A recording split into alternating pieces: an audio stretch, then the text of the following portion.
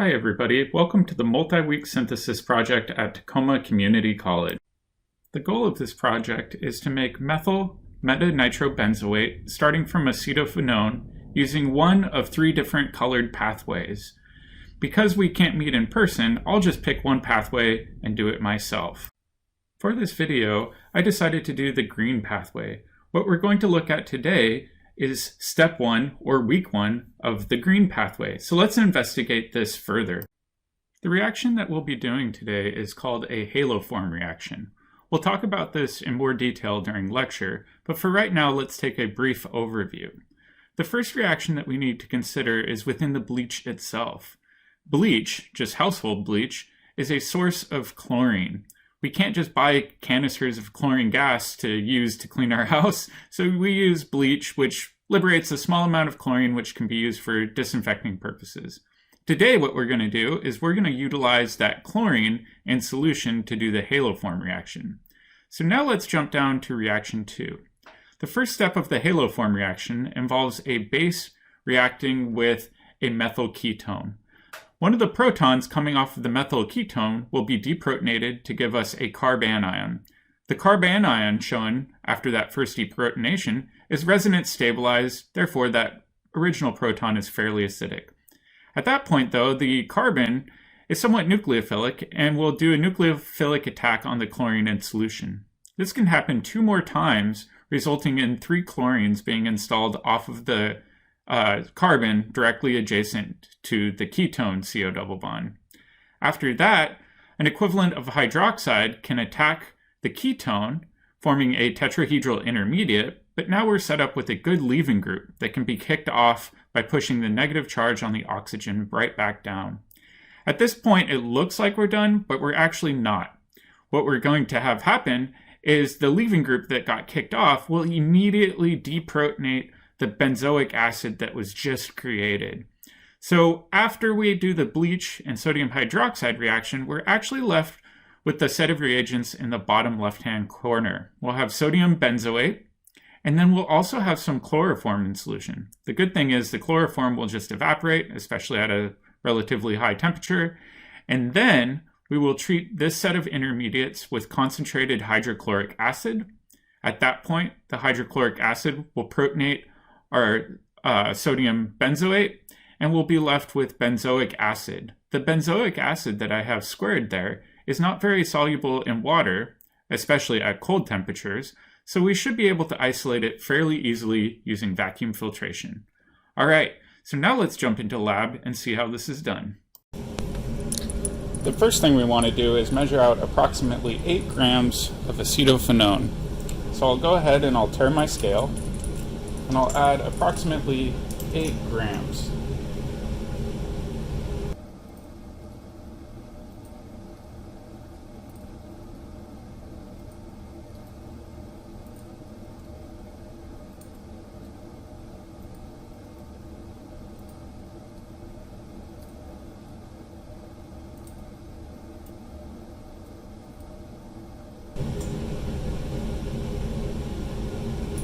That looks pretty good, so we've got 8.036 grams it looks like.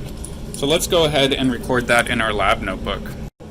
Alright, for the next part of the experiment, what we want to do is we want to measure out 40 milliliters of bleach for every gram of starting material. So we used about 8 grams of starting material, which means we need to measure out about 320 milliliters of bleach. So let's go ahead and estimate that using the hash marks on the beaker here. And it's okay to not be exactly precise.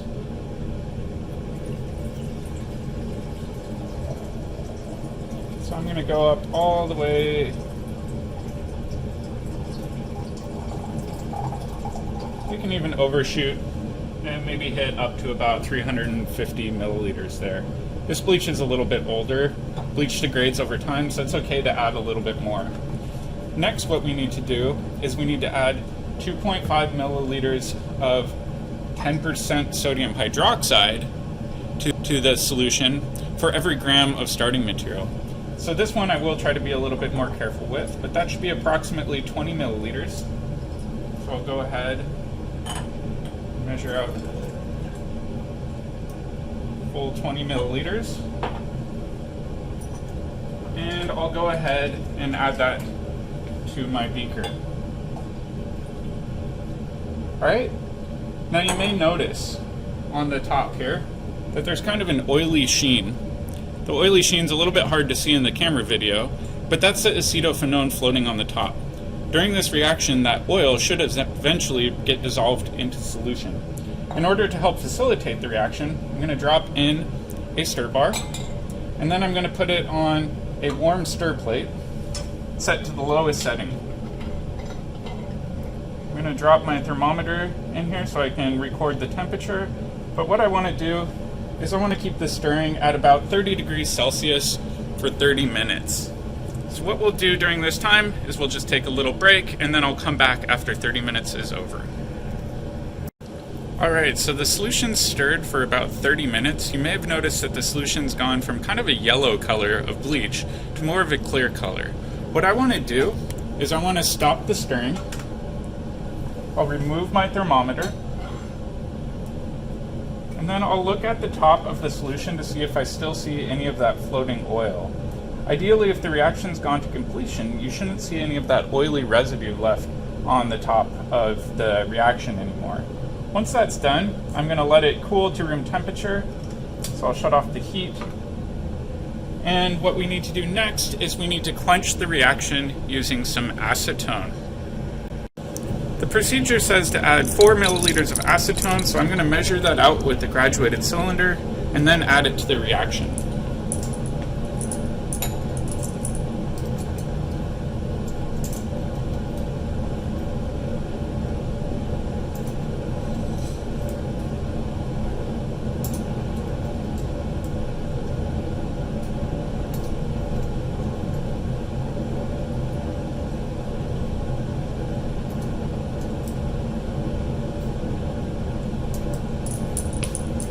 So that looks good. I'll go ahead and add that to the reaction. And then I'll just stir it for a little bit longer to ensure even mixing. That should stop the reaction from proceeding any further and quench any of the remaining bleach that's in solution. Alright. Once you add the acetone, you want to let the reaction cool down for a little bit. You don't want it to be hot to the touch. You want it to be warm enough to handle with your bare hands. And then what you want to do is you want to get your concentrated hydrochloric acid, and you want to add the hydrochloric acid until you get to a pH of about 2 or 3. So I've got my concentrated hydrochloric acid. I've got my pH paper over here ready to go. And I've got tweezers. It's important to remember that we never ever want to dip pH paper into the reaction. Instead, we want to swab the pH paper using a glass stir rod. So let's go ahead and add that hydrochloric acid.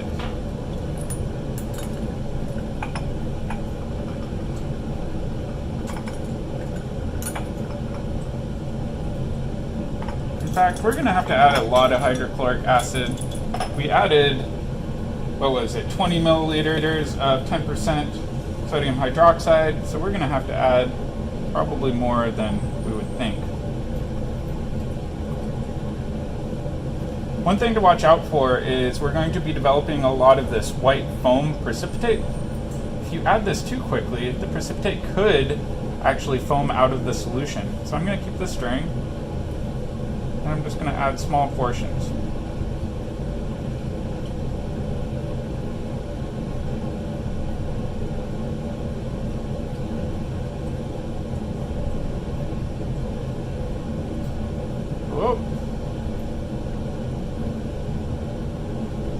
You can see I almost ran into my own problem with it foaming up and over, so I'll let it stir a little bit.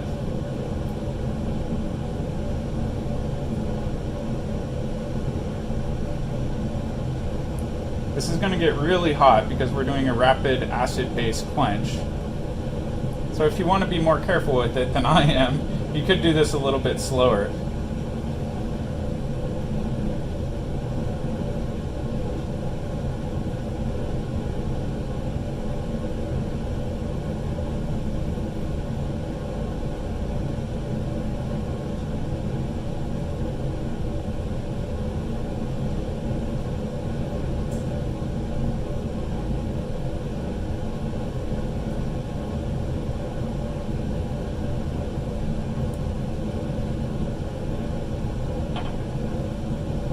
Alright, so that looks reasonably good. I'm going to try to break up this big clump at the top. Get everything kind of mixed into solution as a big, white, fluffy slurry.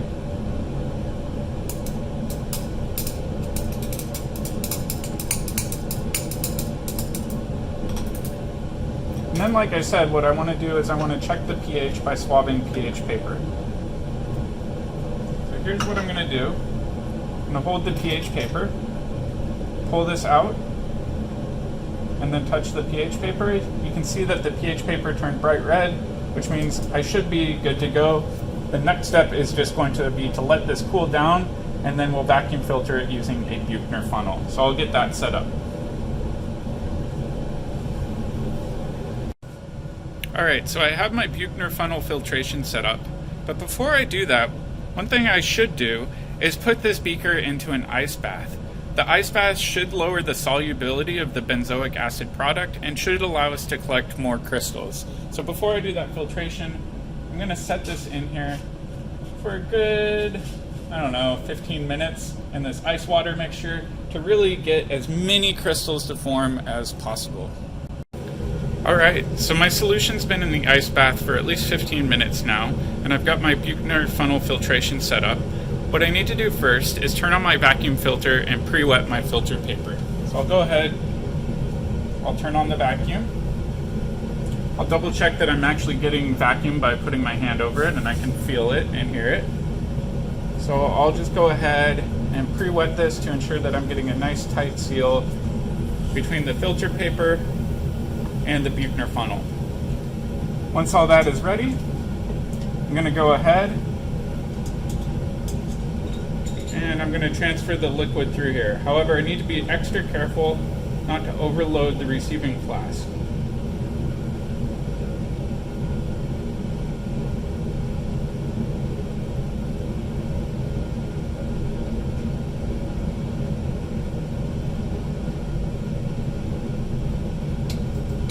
Alright, so the receiving flask is fairly full.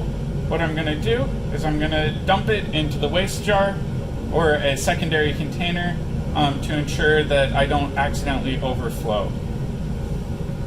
Okay, I've dumped my receiving flask, so now it's empty again and I can continue doing the second half of my filtration.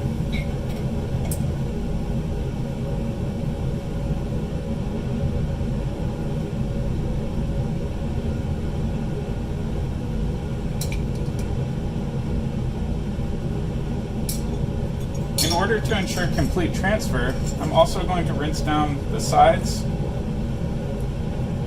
ensure that I don't leave any of that material behind.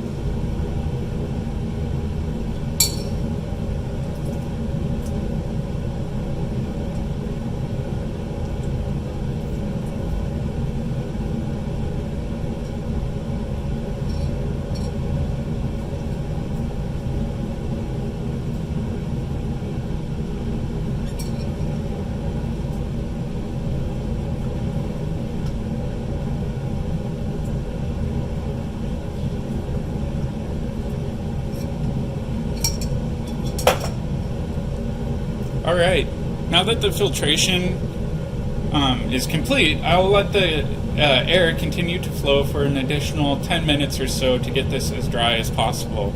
It's really important that you suck as much water out as possible because the benzoic acid that we've created is a carboxylic acid that hydrogen bonds tightly to water. Once this is done, we'll let it air dry in our drawer for a couple of days before we get the mass, melting point, IR, and NMR. Alright, now that things have been vacuum drying for quite a few minutes, I'm going to get my beaker ready to store my product for at least a few days. I've got my name, my section, the date, and I've labeled it benzoic acid. In this case, I'm picking a pretty large beaker to let things air dry. That way I can increase surface area and try to dry out those white clumps. So here's what I'll do. I'll shut off the vacuum, pull this off, and then I'll use a spatula to help transfer over as much of this white powder as possible. You can see we've made a lot of benzoic acid.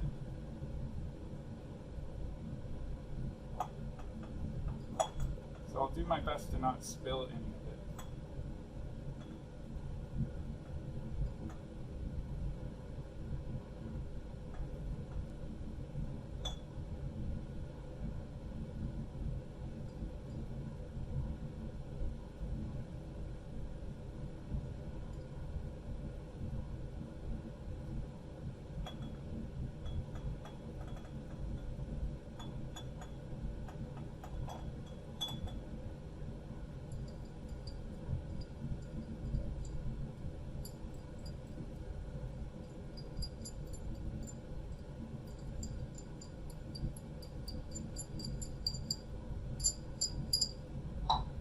Another good trick to do is when you're working with this, try to get as much off of the filter paper as possible.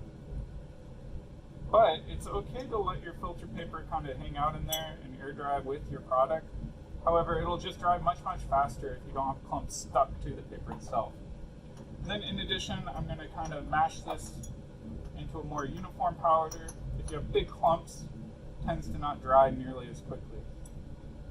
In this case, it looks like I've got almost everything off of my filter paper, so I'm going to go ahead, throw this in the trash, and then begin cleanup and let this sit in my drawer for at least a few days for it to air dry a bit more.